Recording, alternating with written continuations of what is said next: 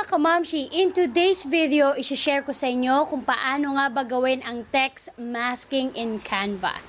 Yeah, so marahil ay marami na kayong nakitang samples nito sa Google or kahit sa mga Facebook group.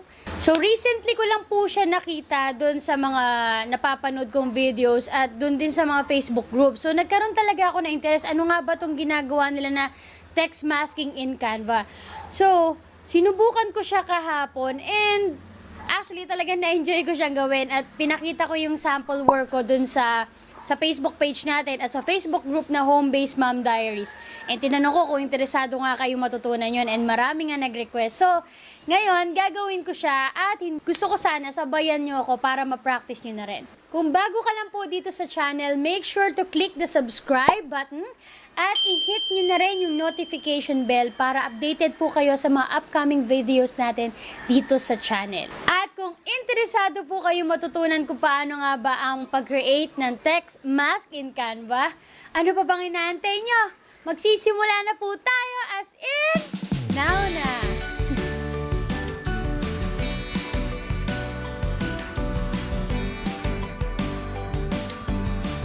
Welcome back po sa ating channel at sa mga bago lang, welcome, welcome, welcome. I'm Sheena Santos at dito po sa ating channel nagsishare tayo ng mga tips, advices, guides, walkthroughs, tutorials at kung ano-ano pa tungkol sa buhay at pag-online job na isang home-based mom. Like what I said earlier, mag-aaral po tayo kung paano nga ba gawin ang pag-create ng text mask in Canva. So medyo nabubulol ako dyan.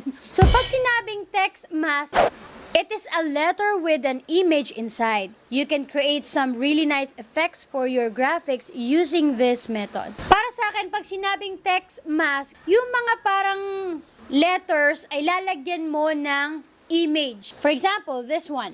Ito yung mga parang photo holder. Yung tinatawag nilang photo holder. So, maglalagay ka ng mga letters dyan na kung saan pwede mo siyang lagyan ng image inside. Parang connected siya dun sa mismong main picture mo.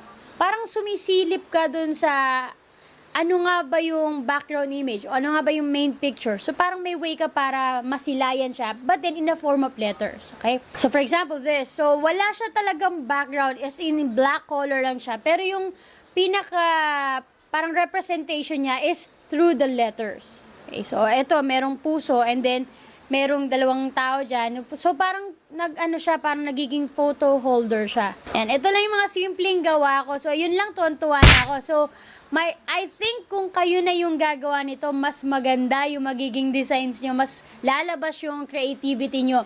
Ibibigay ko sa inyo kung paano nga ba yung basics at yung idea, and then we can start from there. So, kung ready na po kayo, pwede nyo na akong sabayan, basta meron kayong laptop or computer with Canva. Kung wala pa po kayong account sa Canva, make sure to check the description box kasi meron po akong marami po akong links dyan na para sa inyo na pwede nyo matutunan at para rin makapag-create na kayo ng libreng account sa Canva. And actually, yung gamit ko ngayon, libreng Canva account lang. So, hindi pa ako nag-upgrade to Pro kasi hindi ko pa naman talaga kailangan. Normally naman nakukuha ko yung mga free pictures na lang sa kanila at yun yung ginagamit ko. Okay? Pero syempre, maganda pa rin mag-invest kung talagang kailangan mo. Paano ko nga ba ginawa yung mga sample works yun na yan? O, ayan, para akong professional na. Yan. Pero, for sure, mas maganda yung gawa ng iba. Pero, at least natry ko na rin, di ba? Kahit hindi naman talaga ako isang graphic artist, di ba? Or designer talaga. So, let's start with the basics. Yung mga letters na yan, na nakikita nyo, galing yan sa frame. Kakailanganin kasi natin gumamit ng mga photo holder or yung mga frames dito. Kasi dati nakalagay dito photo holder pero pag sinearch ko hindi siya lumalabas. So nung nakita ko frame or frames, ay mali. Ulit. Dito pala sa element, sorry naman. Ayan. Yan, nakita nyo yun. Okay, shapes, frames, okay. Nung nilagay ko yung frames, lumabas lahat ng mga frames na pwede nating lagyan ng mga images. Yan. At yung mga images na yan, pwedeng galing sa Canva, yung mga libre, or kahit nga gumamit ka muna ng mga pang pro na may bayad, kung magsa-sample work ka lang naman, okay lang yun. Yun nga lang, may mga watermarks. Okay, so again, for sample purposes, okay lang. At least, ma-experiment mo lang kung paano nga ba gamitin yung mga nagustuhan mong pictures. Ayan, so, Hanap tayo. For example, this one. Yan. Gawa tayo ng new page. Yan. Para makita nyo, black background yung ginamit ko. Ano bang word? Blue. Black tapos blue. Kuha lang tayo ng letters. Okay lang muna kahit mamaya mo na adjust yung size. Yan. Papakita ko sa inyo yung idea ha. Kasi once na nagets nyo na yung idea, madali na para sa inyo yung mga susunod. At warning lang kasi nakaka-addict siyang gawin. As in, may enjoy mo talaga. Kahit ako, hindi naman ako graphic artist or designer. Na-enjoy ko talaga siya nung pinapractice ko kahapon. So, ayan, nailapat ko na yung mga letters ng spelling for blue. So, para isang ayusan na lang ng size ng bawat letters. Ayan. So, hinighlight ko lang nyo ulit. Click, tapos drag kung ano man yung mga i-highlight mo. And then, liitan natin. Ayan. So, tapos, i-adjust natin. Nakita mo yung parang purple lines. Yun yung parang magsaserve as a guide natin or parang ruler. So, ayan, usad ko siya. Ayun, lumalabas. Okay, pantay na daw si U and E. Okay. Si L. Pantay sila ni B, pero hindi pa. Oh, yun. Okay. Okay, so yun ang parang guide natin. Ayan. Tapos, kuha tayo ng mga free photos or kung ano man yung photos na gusto nyo. Ayan. Pinaka-advisable talaga yung kung ganyan ang gagawin mo na letters lang. Teka, parang hindi pantay yung natin. So, pinaka-advisable po talaga na kapag gagamit kayo ng images para sa mga letters lang, kung as in walang background, yung medyo wide yung kukunin nating pictures para may istorya. Kasi kung, let's say, isang character lang na ganito, dito lang lalabas yan or dito, sa isang part lang ng letter talaga lalabas. Tapos the rest, puro parang green lang siya. So, kung kunwari ito, kuha tayo ng ibang picture. Let's say ito, kahit na ano siya, pang pro. Kukuha tayo ng isa and then i-insert natin sa loob ng isang letter. Yan. So, double click natin. As you can see, may watermark ha, kasi pang may bayad siya. For sample purposes lang naman. Ayan. So, dahil nga puro letters yung lalagyan natin, kailangan lahat sila magmamatch kasi lahat sila lalagyan natin ng same picture. So, gumawa tayo ng palatandaan. For example, eto, ayan. Nakita nyo, pinantay ko siya sa bawat side nung ano natin, yung ano ba? A few moments later. Yung shape. Ayan, yung shape. Ayan. So, yan. Tandaan nyo ha. Ito yung pinakapalatandaan natin. So, click anywhere. So, next, same picture. Lagay nyo sa L. Ayan. And then, ganun uli. Double click. And, oh, mali. Control. Kailangan yung mismong image yung i-adjust natin. So, lalakihan nyo lang. Tapos, adjust. Oops. Okay lang. Sige. Fine. Alright. Tapos, adjust natin sa kabila. Okay. So, medyo kulang pa. Yan. There you go. Then, bitaw. Pak. Yan na. So, parang nabubuo na natin yung patterns natin, ha. Now, another warning, kung hindi po kayo matyaga sa mga ganito, wag nyo na lang ituloy. Lalo na kung napakadami yung letters na bubuuin, tapos iisa-isahin natin. Nako, kailangan talaga may patience po kayo. Ayan. Yan. At dapat yung mouse nyo ay hindi nagluluko kasi kapag lumulundag-lundag siya, wala, mahihirapan kayong hindi nyo matatapos siguro ng mabilisan. Ayan, so pantay na yung konti pa. See, kailangan talaga yung patience nyo. Ayan, para connected talaga bawat isa. Ayan. Last one. O diba madali lang naman, yun nga lang talaga, patience. 4 letters lang pinag-uusapan natin dito eh. Ayan. Okay. There you go. Pak. Oh, di ba parang meron siyang istorya?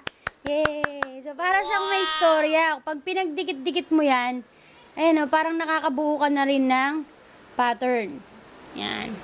Ang naaalala ko, pag ginagawa ko to, kasi nung elementary tayo, or nung panahon natin, di ba pagka magpapapasa ng project si teacher, ang ginagawa is yung parang folder na yellow, Tapos, gugupit ka sa magazine ng mga magagandang font ng letters. Tapos, yun ang gagamitin mong title. Di ba ganun? Ganun din yung parang idea nito.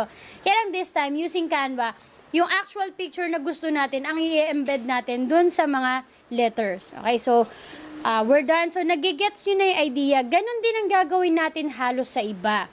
But this time, we'll be using a background cover image. Yan. Kasi kanina, 'di ba, black lang siya. So ngayon, yung mismong cover photo ang gagamitan natin.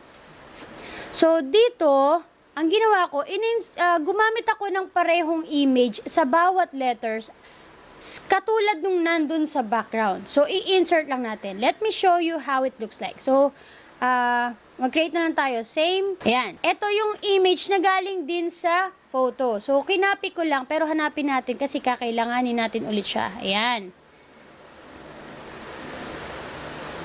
Ayun, ito yon. So, sinearch ko lang siya, free lang siya. 3 letters lang muna gagamitin natin para again, mabilis-bilis tayo. So, balik tayo sa frame. Papasok ko muna ulit yung, bakit HMD? Ulit, frames. Ay, dito pala sa elements. Ayun. So, kailangan ko lang muna ay H, M, pantay na natin. D. Ayan. Okay, tapos, adjust natin kasi masyado siyang malaki. Ayan. So, pag hiwa-hiwalay natin, click anywhere para mahiwa-hiwalay. Okay, H. Pwede naman kung saan nyo gustong ilagay yung mga letters. Okay, kunwari, ganyan. For example, ganyan na. Hiwa-hiwalay natin para maiba. Pero yung idea, ganyan pa rin naman eh. Yan. So, as you can see, ganito na lang. Teka, kasi kakailanganin natin ng background eh. Ngayon, hahanapin natin yung same photo na ginamit natin dito sa background para i-insert natin sa bawat letters. Okay? Let's go back. Asan na nga ba yung babae? Saka nagpunta. Ayun. Ayun siya. Ayun. Alright. So, ganito ha. Ganyan. Idadrag din ulit natin. Kagaya nung idea kanina, idadrag lang natin siya papunta dun sa actual letter. And, ganun din. Kailangan ima-match natin yung mismong picture. Kung ano yung size nung babae, yung nasa background. Tapos, kailangan itatapat mo ganyan. Kita mo? So, dapat walang parang mga, ayun o, parang hindi... Yung kumbaga kailangan walang parang shadow. Kailangan as in parehong-pareho. Kaya sinasabi sa inyo, kailangan talaga may mahaba ang patience mo para magawa mo to. Otherwise, maiinis ka dahil matagal gawin. Huli ka. Hoy, ayun. Sa mata ko siya inaano talaga eh. Sa mata ko minamatch. At saka sa shoulder niya, sa ganito at saka sa mata. O, di ba match na. So, wala nang shadow. Then, bitaw. Ang problema, hindi natin siya makita. So, kuha tayo ng, ng shapes. Ayan. So, rectangle. Let's say, rectangle. So, ba yun? Okay. Rectangle o kaya circle. Pwede na yan. Yan. Para lang makita natin kung nasaan ha. Yung mga letters. Yan. Tapos, i-position natin backward. Yan. Tapos, gawin nating say green. Tapos, position natin. Yan. Para lang lumutang yung mismong letters. Kita nyo? Okay, there we go. So, next, go back sa photos. Drag ulit, papunta sa M. So, same thing. Ganun lang din. Yan. So, I think nagigets nyo na yung idea, no? So, paulit-ulit mo nga lang siyang gagawin talaga sa bawat letters na gagamitin nyo. And yung iba, kinakat yung, kunwari, nailapat na lahat ng letters. Ikakat nila yung parang kalahating part ng photo, tapos yung mismong letter na yun, yung parang other part. No, kunwari, eto ako, hatiin natin ganyan. Yung kalahating part, ito yung buo yung photo. And yung kalahating part, puro letters lang. So, just in case na i-move nyo yung mga letters na nalapatan nyo na ng image or nalagyan nyo ng image, kakailanganin mong ulitin. So, for example, ito, ayan, di ba, nag-match na. Kunwari, minove ko siya. Di ba, parang nahiwalay na yung katawan. So, kakailanganin mo i-double click at i-adjust mo ulit. Okay? So, nagigets nyo, di ba? So, balik natin. Control Z na lang. Ayan, there you go. So, Ito na, parang sumisilip na tayo sa kalahating part ng katawan niya. And let's say sa kabila. Kumpletuhin natin letters. O, diba? Dali lang naman siya. And maganda to, lalo na kung sa mga social media postings, diba? Sa Instagram, sa Pinterest.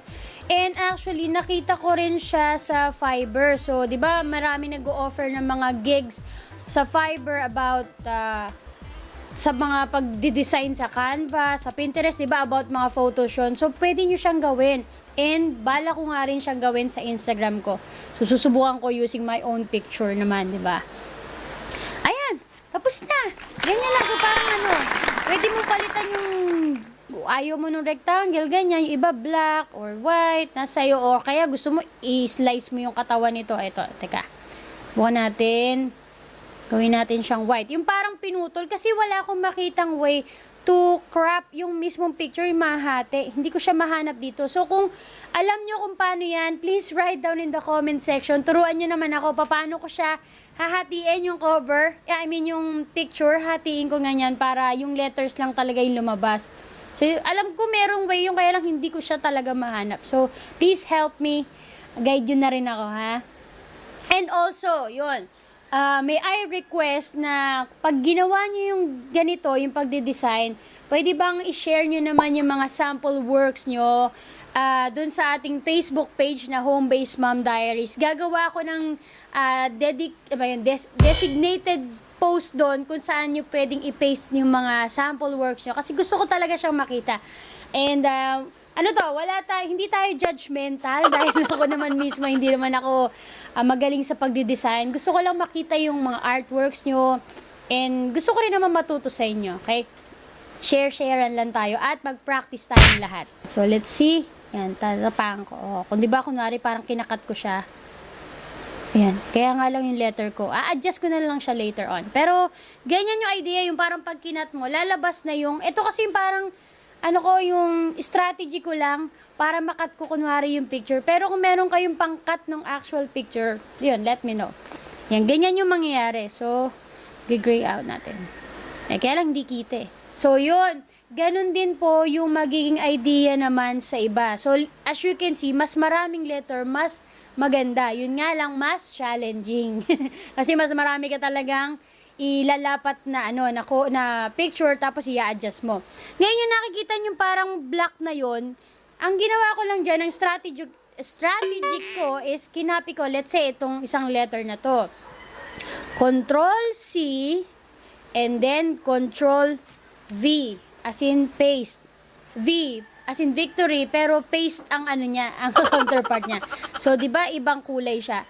And then a-adjust ko si color, black. O, tanggalin natin tong kanina, yung existing.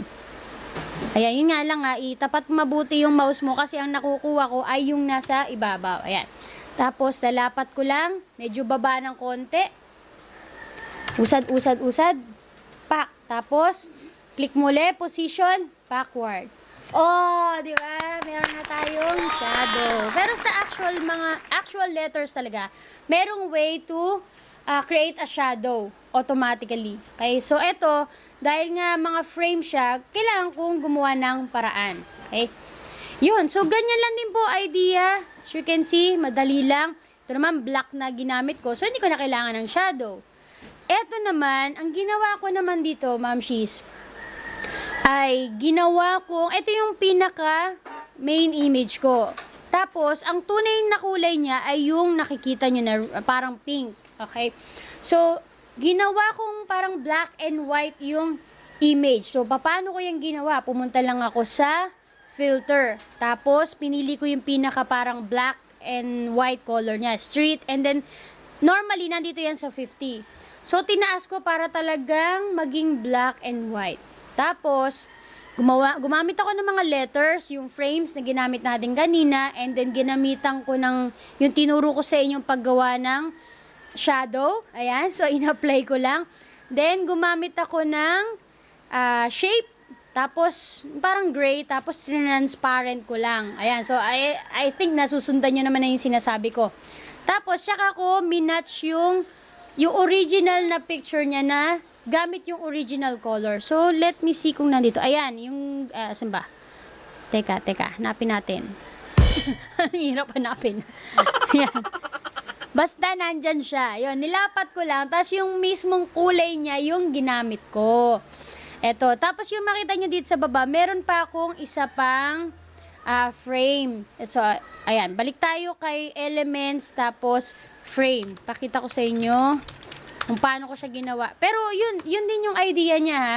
Then, gumamit lang ako ng parang text galing dun sa mga text talaga dito. Yung parang design lang. So, pinatong ko lang siya para mas maganda yung effect. So, ito, ayan o. Ito yan. Dinrag ko papunta dyan. Tapos, pinatungan ko ng actual image. In-adjust, ay nano ko na. Minatch ko. Kailangan lapat, diba? So, yun na. O, diba? Tapos, ginamitan ko ng ito yan o. Ayan o. Tamo. Diba na, nakita nyo? Ayan o. Ina-adjust ko. So, kailangan match siya, diba? O, pak. Ayan na. Ganon din sa iba. Ito naman, yung actual image na nilagay ko dito sa mga letters, ang finilter ko. Ginamitan ko ulit ng street. Para sila naman yung parang black and white. And then, ito yung original color, yung nasa background. And then, yung actual letters na may picture, ang finilter ko at iniba ko. Ginawa ko siyang black and white din. Para parang pinagpalit ko lang. Yan. So, ito naman, as you can see, gumamit ako ng iba't ibang frame. So, instead na letters na lagi nating ginagamit dito, ang ginawa ko naman ay yung mga frames na nandito. Diba? So, gumamit tayo ng cellphone. Ito. Asan na nga ba? Cellphone. Ayan, cellphone. So, dinarag ko papunta rito. Pinasukan ko ng image na pareho nung nasa background. Tapos, in-adjust ko. And then, let's say, kunwari lang, hanap tayo. Asan ba yung coffee na ginamit ko? Coffee. Ayun, ito, yan. So, dinrag ko lang siya papunta dyan, kung saan yan. Tapos, adjust ng, di ba? Adjust. Kailangan, meron kang palatandaan. Make sure na magmamatch. Oops, na-click ko. Ulit, double click pag i-adjust mo. Kailangan magmamatch. Okay, tandaan niyo yan, ha. Then, pag double click mo, okay na. Tapos, gusto ko maiba yung pinaka parang filter niya. Punta ka lang sa filter. Filter. Tapos, pumili lang ako dyan. Yung mga iba't ibang filters. Diba sa Instagram, pwede ka magpalit ng mga filters. So, kunwari, retro. Ano pa ba? Yan, ganyan. Pili lang. O, diba? Okay na. Match na. Tapos, kung gusto mong ilagay sa background position, backward. O, pak. Parang part na rin siya ng buong image. So, iba-iba yung ginamit kong frames, pero pinag-match ko lang talaga silang lahat. Alright, so, kung nakarating na po kayo sa part ng ating video na ito, can you please comment the word text mask? Text as in T-E-X-T, mask, M-A-S-K. So, please comment down below para alam ko kung nagugustuhan nyo rin po yung topics natin for today. At kung meron pa po kayong mga suggestion about sa Canva, kung meron kayong mga gustong topics na ituro ko sa inyo, actually, iniisip ko rin yung paggawa naman ng tile sa Instagram. So, hindi po ako talaga magaling. Kuya na, may cellphone! Iniisip ko rin talagang mag-design sa mga Canva kasi na-enjoy ko siya. Although isa akong parang sa email marketing talaga ako. Pero dahil na-enjoy ko siya, gusto ko rin siya i-apply sa Instagram. So sabay-sabay na tayong matuto, sabay-sabay tayong mag-aral. So kung gusto niyo po yung mga content tiles sa Instagram, gagawa po ako ng video dyan para ma-practice nating lahat. And kung meron pa po kayong mga gustong topics, of course, write down below dyan sa ating comment section. And make sure to subscribe and like this video, kasi para naman may recommend ni YouTube yung ating video sa ibang mga gustong matuto rin po sa Canva at sa ibang skills or topics about online freelancing. I encourage everyone na gawin or practicein na agad kung ano man po yung mga natututunan nyo dito sa Canva or kahit sa ano pang videos natin dito sa channel. And huwag kayong mahiya na i-share po yan sa ating Facebook page, again, na Home Based Mom Diaries, para ma-inspire din po, hindi lang ang iyong sarili, pati ako, pati na rin ang ibang mga kamamshis natin na gusto ring matuto sa pag-work from home at pag-online freelancing. And again, sana po may natutunan po kayong lahat. I'm Sheena Santos. See you in our next videos. Have a great day, mamshis. Bye for now. So, kung na-enjoy nyo po yung ating big topics for today, kung na-enjoy nyo niyo po yung ating topic for today, huwag niyo naman pong kalimutan na i-like at i-share share yung ating video para naman po may recommend ni YouTube ito sa ibang gusto rin po matutong mag-work from home.